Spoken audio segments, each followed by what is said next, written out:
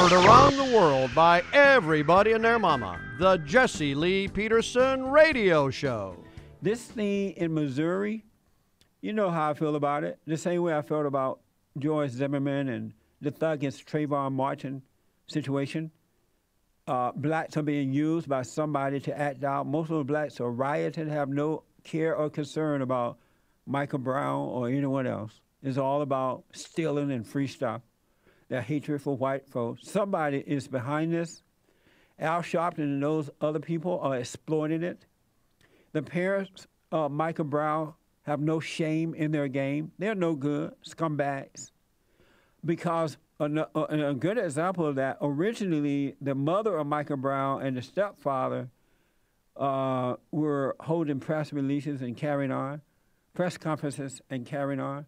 And they took the stepfather out of the picture, went and found the so-called real father, brought him into it. Now he's sitting there like an idiot talking about, oh, no justice, no peace. NWC is behind it. Al Sharpton is behind it. You think any good is in this? You're going to fall for this the same way you fell for the Trayvon Martin situation? Come on, people. Just look at who's behind the situation. Al Sharpton is not calling for peace and telling these folks to go sit down. And you know why? Because he knows they're not going to.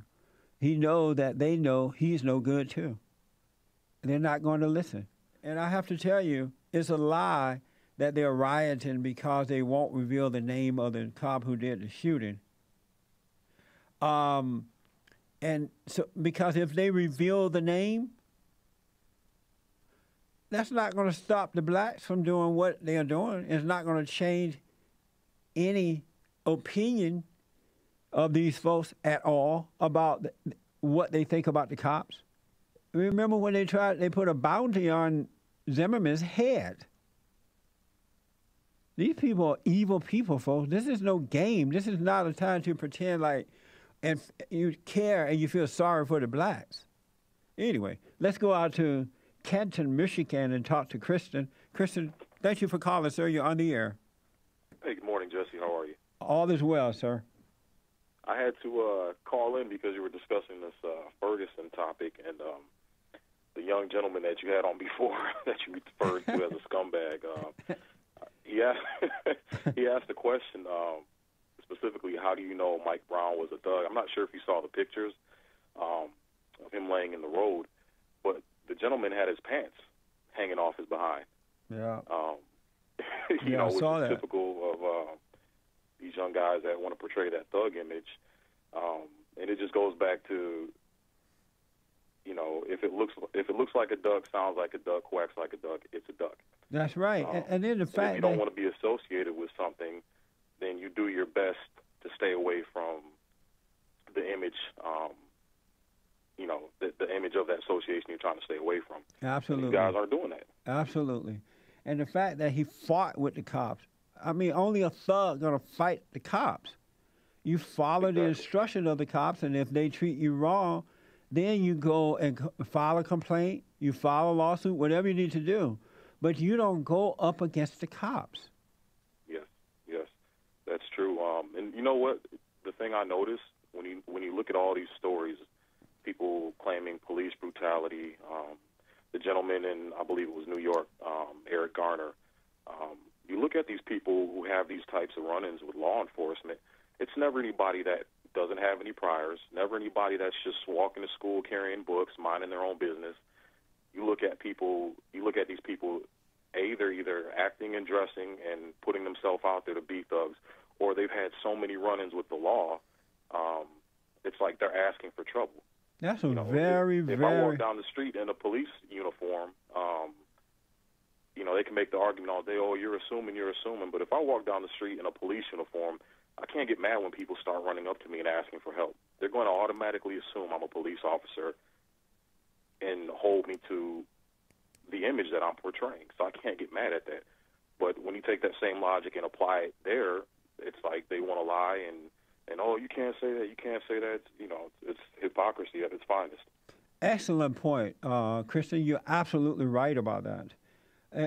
They are not, and it's mind-blowing to me that the so-called blacks who are supposed to care, they'll come out and defend these criminals, these black folks with these criminal records, as though they're defending innocent people, like good folks. It's sad. It's the same mentality out here in Metro Detroit. I guess the mentality is if it's black, you're supposed to ride for the cause till the wheels fall off. And again, they're putting skin color above truth and justice and doing the right thing. Like I said, they're just portraying, just like Trayvon, just like Eric Garner, just like this young man here. They're portraying these guys to be innocent, like they've just done nothing. As you call it, tiptoeing through the tulips. But these guys, you know, they've got records. They've got this image out there. And I'm sorry, but you play stupid games, you win stupid prizes. Did you hear about the story of the young lady that passed away out here in Metro Detroit on the gentleman's porch? He shot her. Yes. Yes. Allegedly, her car broke down or something, and they say that she went to house to get help, and she was screaming and yelling. That well, that's not what happened. She was actually drinking and driving, Jesse, smoking weed. So she was out there on the road, putting other drivers' lives at risk, not giving 2 cents about anybody else out there on the road. And she actually got into a car accident because of this, and she fled the scene of the crime. She was walking around for 3 hours. She came back to the scene of the crime. The people at the scene of the accident told her to stay there. She left again and came to this man's house and was banging on his windows, banging on his door. But again, the people are defending her, saying she was just innocent and it was a white-on-black hate crime and this, that, and the other. When in all reality, it's like, wait a minute, this lady was out drinking and driving. Suppose there was a family on the road at 4 a.m. Yes. You know, heading out early to take a family vacation or something, and she killed them. You know, it's why do we have sympathy for people that bring a lot of these situations upon themselves? You know, but once again, if it's black, you got to ride till the wheels fall off. No matter what the scenario is. I know, man. Renisha McBride, I think, McBridge or Bride, that's her name. Yes. And you know the sad commentary to this story, Kristen, is that the man that did the shooting was found guilty of murder. That's what I was surprised at. You know, I try to my best to understand situations and put myself in situations. Me, I am a firearm owner. I do strongly believe in the Second Amendment. Yes. I served in our military, and I know what it's like to wake up at 4 in the morning, 3 o'clock in the morning, you know, half asleep, dazed, especially with banging, and you know, you don't know what's going on. Yep. You know, your main thing that's going through your mind is your safety, your family's safety, and you may think someone's trying to break into your house. You know, being half asleep doesn't help either. That's right. So it's like I said, these people can do no wrong, and it's everybody else's fault. And now an innocent man is found guilty of murder. His life is destroyed only because the folks are too cowardly to deal with the black-on-white issue in the right way. That's why this is happening.